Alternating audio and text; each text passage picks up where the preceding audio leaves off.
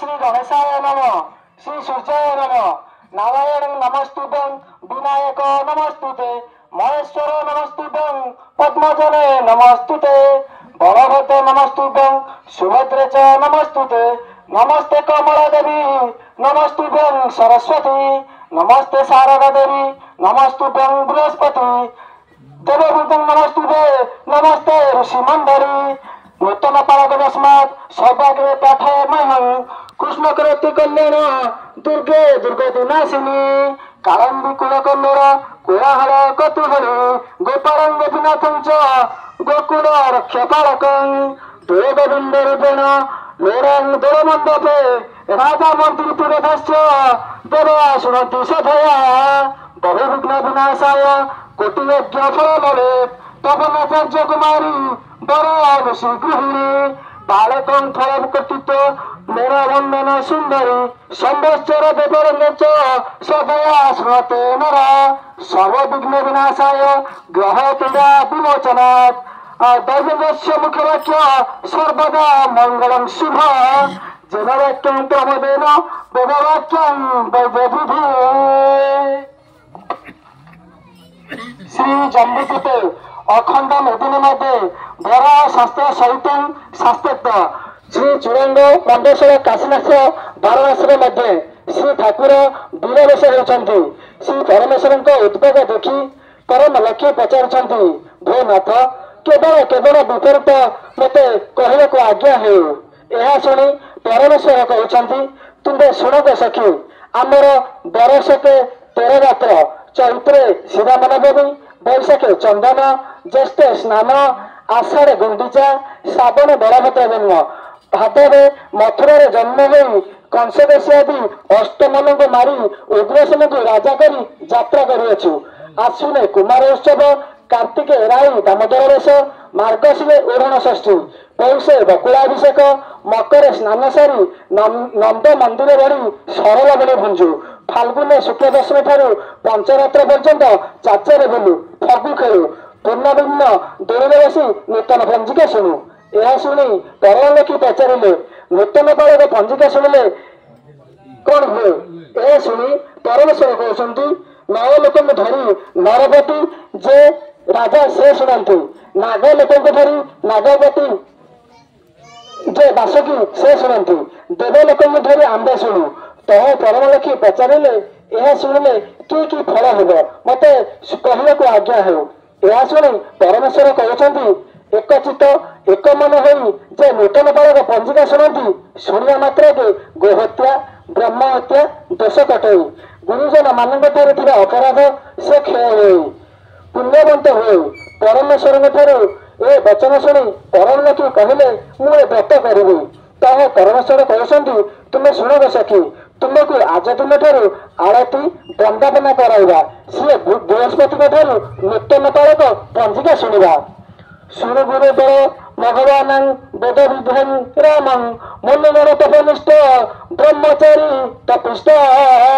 श्री जम्बूद्वीपे काशी क्षेत्र वाराणसी मध्य से पुरुषोत्तम क्षेत्र शंखनाभि मध्य 22 तारच माड़ी उत्तर दक्षिण पार्श्व तटरे श्री ठाकुर देवी होती 33 कोटी देवता श्री छामुरे खटी अच्छा लक्ष्य विलासिनी दुर्गा देवी वंदना करुँच श्री छामुरे विश्वनाथ दंबर धरी नाट नृत्य कर इंद्र पुष्पवस्तु कर जमदेव करपत्र धरी उभा होती विश्वकर्मा रत्नपुर निर्माण कर अग्निदेव पाटपतन पकड़ कुबेर रत्नकुंड साहित्य अच्छा ऋषिगण मैंने श्रीअंग को फगु पकाई चारिमेघ चारिपटे उभय होती श्री सामने शाढ़ी सुनाबड़ा अक्षत ताम्र दे श्री बृहस्पति की आज्ञा कर श्री शुभमस्तु वीरश्री दिव्यसिंह देव गजपति महाराज निपटे विजय शुभराज्य समस्त 68 और 69 अंक श्री को नूतन पालक पंजिका लेखनीय शुभम श्री दिव्य युगाद 43 लक्ष 20,000 वर्ष श्री सत्य युगाद 17 लक्ष 28,000 वर्ष श्री त्रेता युगाद 12 लक्ष 96,000 वर्ष श्री द्वापर युगाद 8 लक्ष 64,000 वर्ष श्री कलि युगाद 4 लक्ष 32,000 वर्ष कली शेष होगा बाकी अच्छी 4,26,874 वर्ष कली अतीत 5,126 वर्ष शास्त्रार्ध 926 वर्ष ग्रह चक्रार्ध 727 वर्ष कपिलेन्द्र देवंकर 599 वर्ष पालकार्ध 426 वर्ष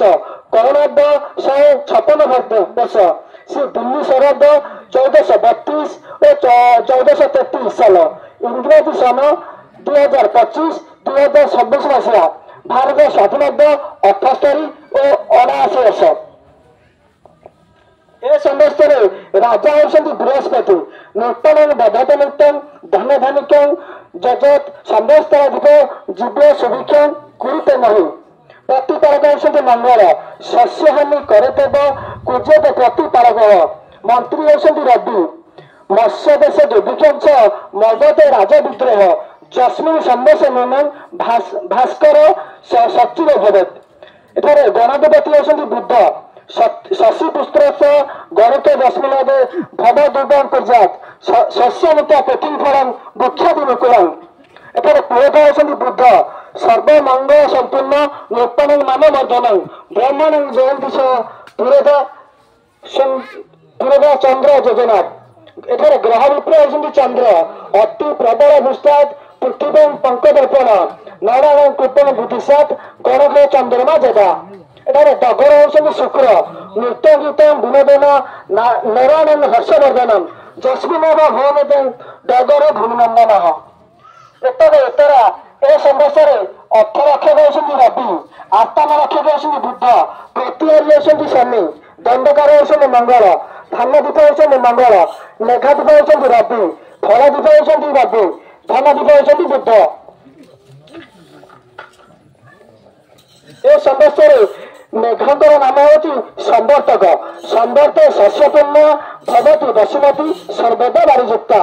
संवर्तक मेघ जुगवस्था फल पंचपद्म समय नहीं दृष्टि कर उत्तर दिगरु गृह दक्षिण दिगे आस्थान भी कुशदीपे ऐरावत हस्ती जल तरी दृष्टि कर दुग्ध समुद्र मेघस लक्षण सर्वदा शुक्रधनी विशेष फलक भय अर्थात संवर्तक मेघ हेले शुक्रधन अधिक हेब आ नारिकेल पणस कदली अधिक परिमाण हेब फूल अधिक परिमाण हेब आरक प्रमाण 100 योजन मध्य 20 भाग को 4 माण उत्सर्ग हेब 30 योजन गभीर हेब 60 योजन बहल हेब 10 योजन ए संवत्सर पृथ्वी में शस्य 12 विश्व 16 घंटा मात्र ऐरावत हस्ती जलतरीय दुग्ध समुद्र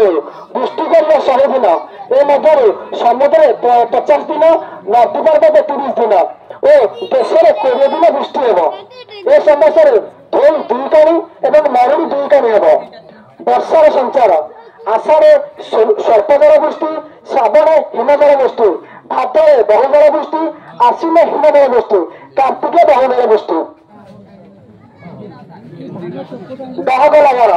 मेष 14 दिन अप्रैल 27 रविवार मेष 28 दिन मे 11 तारीख रविवार सामान्य पुष्टिपात हो झांझी पवन बहना सहित घूर्णिझड़ हेब खंड लगन मिथुन 8 दिन जून 22 तारीख रविवार ठारू मिथुन 11 दिन जून 25 तारीख बुधवार पर्यंत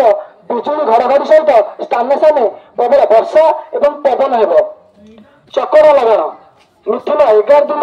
जून 25 तारीख बुधवार एवं मिथुन 24 दिन जुलाई 8 तारीख मंगलवार सर्वत्र मध्यम अधिक वर्षा हेब सर्वत्र लगन मिथुन 24 दिन जुलाई 8 तारीख मंगलवार कर्कट 15 दिन जुलाई 30 तारीख बुधवार लघुचाप जनित प्रबल वर्षा हेब मासर अधिपति मेष मासर अधिपति मंगल वृष मासर अधिपति मिथुन कर्कट मासर अधिपति चंद्र सिंह मासर अधिपति बुध कन्या मासर अधिपति शुक्र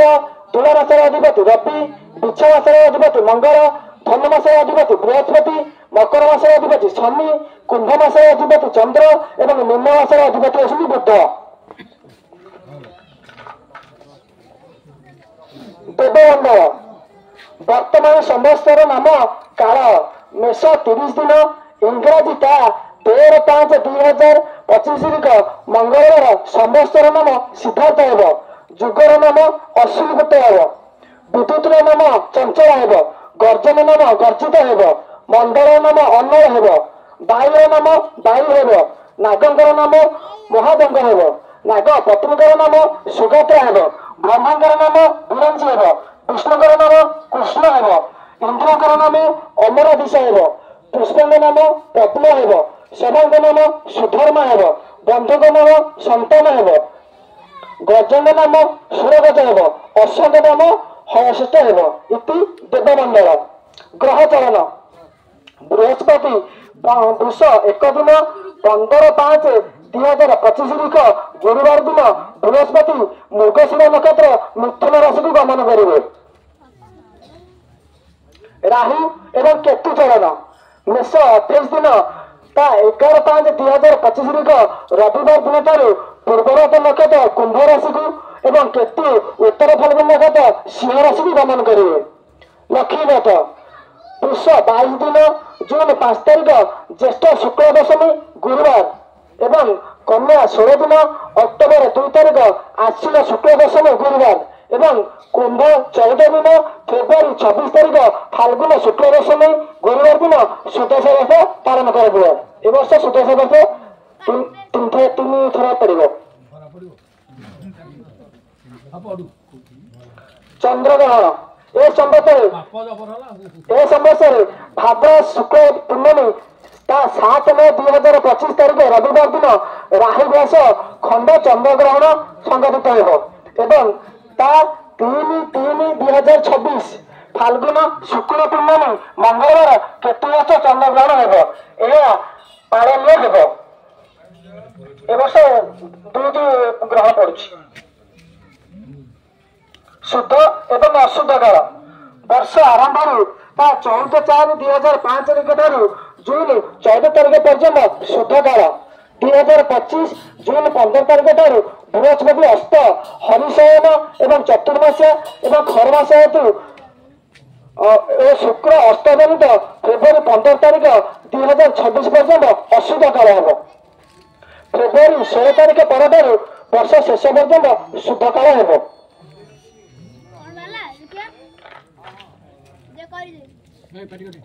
ଖଡ୍ଗ ଖର୍ପରଦାନ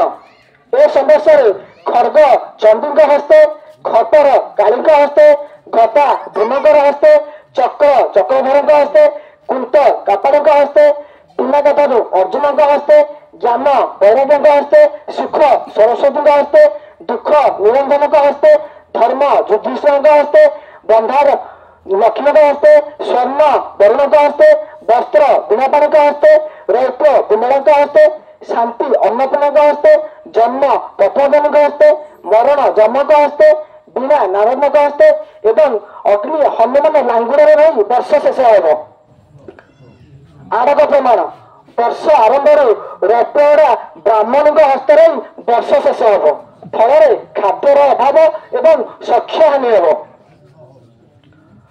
ଅଲଭ୍ୟ ସ୍ନାନ ଯୋଗ ଚନ୍ଦ୍ରଭାଗା ସ୍ନାନ ମକର 12 ଦିନ ତା 25/1/2026 ତାରିଖ ମାଘ ଶୁକ୍ଳ ସପ୍ତମୀ ରବିବାର ଦିନ ହେବ। ପାପନାଶିନୀ ଏକାଦଶୀ ସ୍ନାନ କୁମ୍ଭ 15 ଦିନ ତା 27/2/2026 ତାରିଖ ଫାଲ୍ଗୁନ ଶୁକ୍ଳ ଏକାଦଶୀ ଶୁକ୍ରବାର ଦିନ ହେବ। ଗୋବିନ୍ଦ ଦ୍ୱାଦଶୀ ସ୍ନାନ କୁମ୍ଭ 16 ଦିନ ତା 28/2/2026 ତାରିଖ ଫାଲ୍ଗୁନ ଶୁକ୍ଳ ଦ୍ୱାଦଶୀ ଶନିବାର ଦିନ ହେବ। ମହାବାରୁଣୀ ସ୍ନାନ